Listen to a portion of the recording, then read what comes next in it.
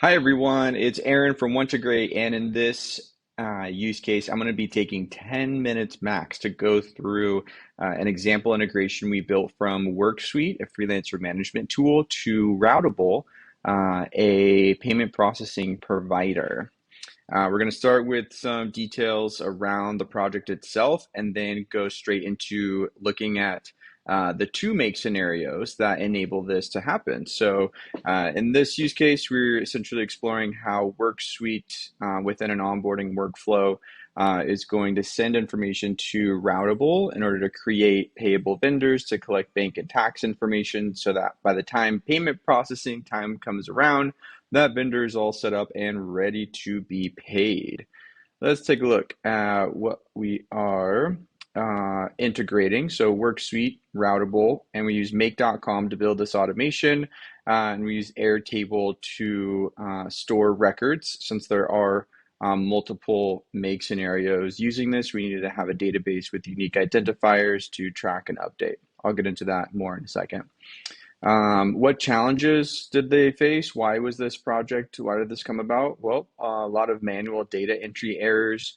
It took time. So you needed to, like, for every new contractor that came on board, every new vendor, you had to go into Routable and copy the information from WorkSuite and put it into Routable, which naturally would cause onboarding delays. More specifically, the delays would happen very much toward the end when we were trying to pay that actual vendor after they've completed the work. And so what this was is not only a process improvement by asking for the bank and tax much earlier in the onboarding process, but also eliminating any data entry activities as well.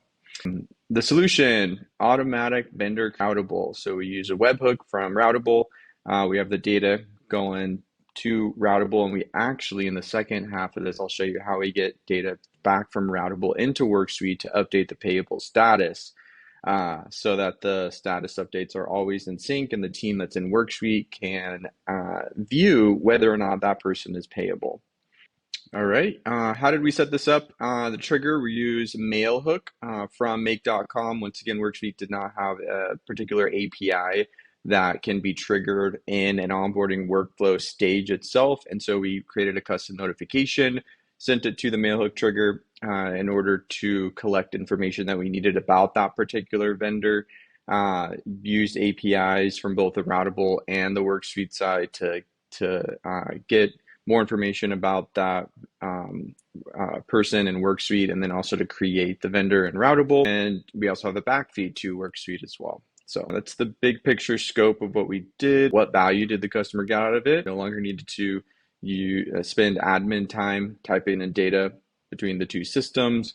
We got onboarding, rapid, fast, pretty much no human interaction. And also, because we eliminated the human data entry part, you have data accuracy as well. Yep, so improved reliability. We were able to, at OneGreat, bring our expertise in the contractor management in the WorkSuite field, as well as in the payment processing field and just the contractor experience world. Bring all of those together, plus our technical expertise in integrations. Obviously, if you have something similar, if you use either of these tools, let us know. Happy to build something for you as well.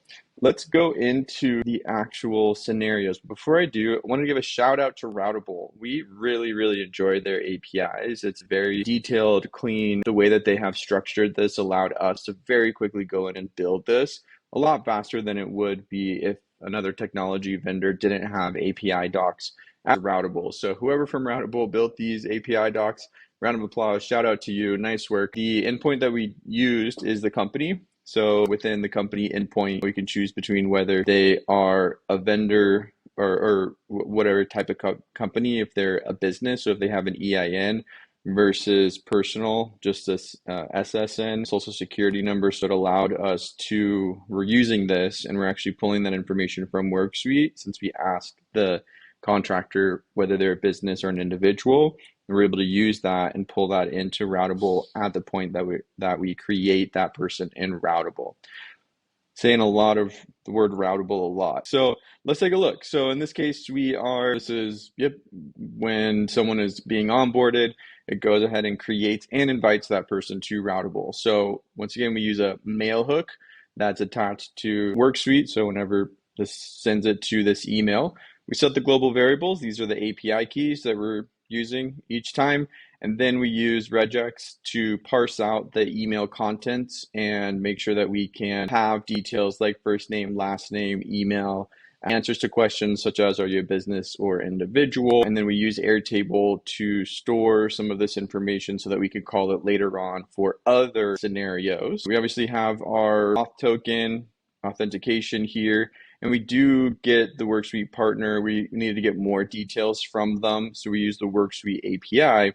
I'll open this one and show us a little bit. So we're using the REST v1 get partner with the particular email that we have. And then in Routable, we're then going ahead and making the call to Routable. So we're using company endpoint, pull in the authorization that we need. And then this is the JSON format for what we're doing. So we're merging in last name, email, first name, phone, partner type, if they're a business or an individual, then do this or that, and also pulling in the external ID so that we can have unique identifiers stored across both systems.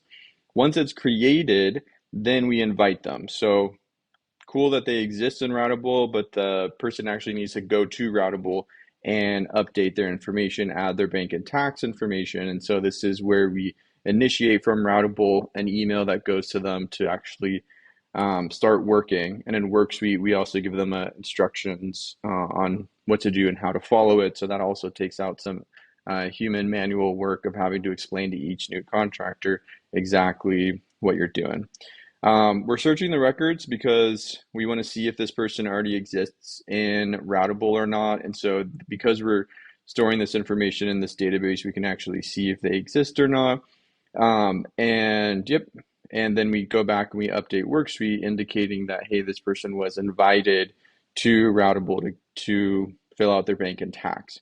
That's all fun, but at the end of the day, the folks that are in Worksuite, the admins, the resource managers, the project leads, need to know if this person is payable or not.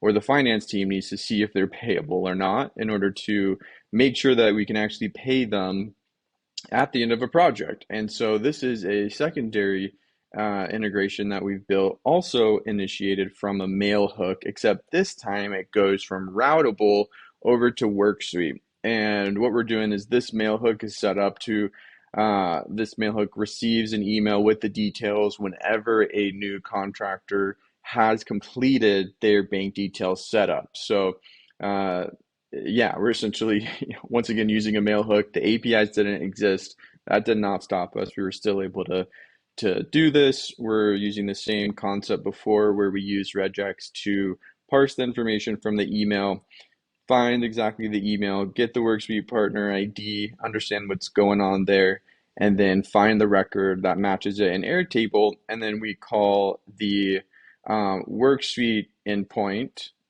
So we get the ID and we use a patch. So we update the custom field and we mark it, hey, yep, this person has accepted, which in Routable and Worksuite means essentially they're payable, they're good to go. They can get paid. So in Worksuite, you can actually filter across all of the talent, the field text that they have, to see who is payable and who is not. So hopefully you got some value out of this. If you use either of these tools, let us know. We'd be happy to build an automation for you. This is Aaron from Wonder Great. Have a good rest of your day.